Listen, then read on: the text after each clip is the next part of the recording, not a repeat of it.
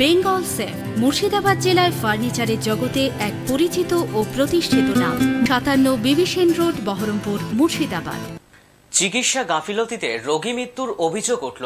ঘটনায় উত্তপ্ত হয়ে উঠল কান্দি মহকুমা হাসপাতাল। মৃতের নাম অলোক কুমার চন্দ্র, বাড়ি কান্দি পৌরসভার অন্তর্গত 2 নম্বর ওয়ার্ডে। তিনি কান্দি শহরের প্রসিদ্ধ স্বর্ণ ব্যবসায়ী ছিলেন। জানা গিয়েছে, গুরুতর অসুস্থ অবস্থায় মঙ্গলবার রাতে কান্দি মহকুমার হাসপাতালে ভর্তি করা হয়েছে বার্নিং বিভাগে, কিন্তু রাতভর তাকে চিকিৎসা করেনি বলেই অভিযোগ পরিবারের। বুধবার সকালে বিনা চিকিৎসায় তার মৃত্যু হয় বলে পরিবারের অভিযোগ।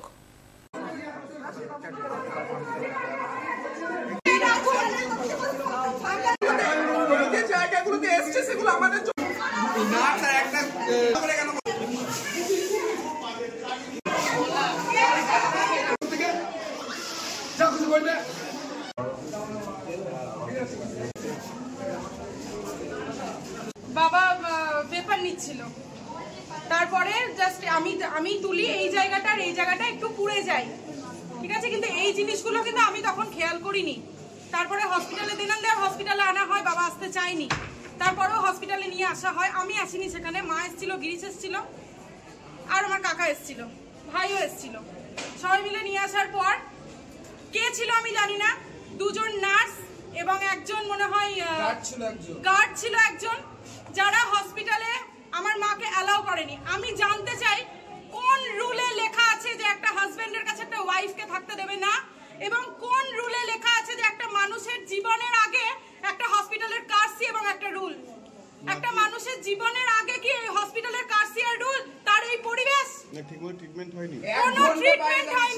কোনো ট্রিটমেন্ট হয়নি, কোনো ডাক্তার জাস্ট একবার ভিজিটে আসে। আর এবং এখানে প্রত্যেকটা নার্স, প্রত্যেকটা বলবো না, কিছু কিছু নার্স আমার মায়ের সামনে কালকে ছেলের সঙ্গে দরজা বন্ধ করে দিয়েছিল এই ঘরে। আমি দেখিনি, কিন্তু আমার মা দেখেছে।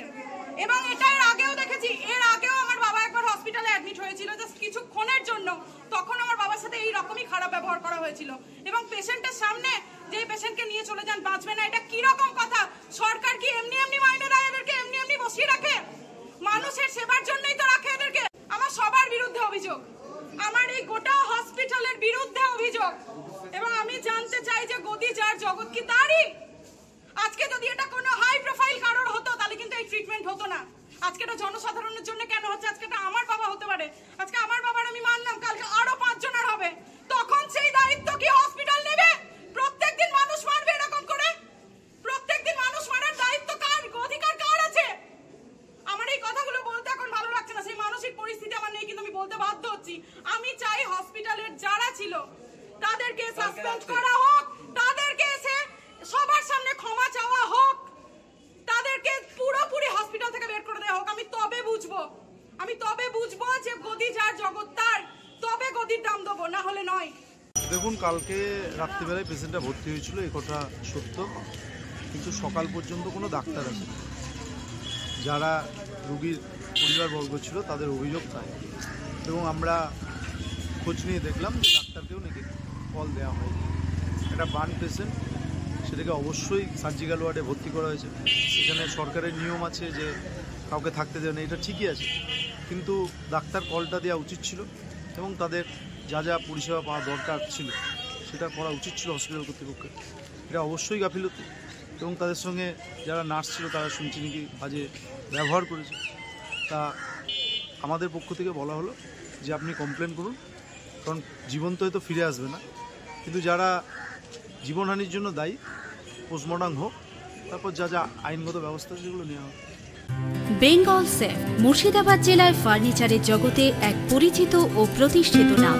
মনের ভাবনাগুলো প্রকাশ পেল, ঘর সাজাতে ইচ্ছে হলো, রকমারি আসবাব আছে একসাথে, চলো ঘর সাজাই বেঙ্গল সেফের সাথে, বেঙ্গল সেফের সাথে। বেঙ্গল সেফ 57 বিবি সেন রোড, বহরমপুর, মুর্শিদাবাদ।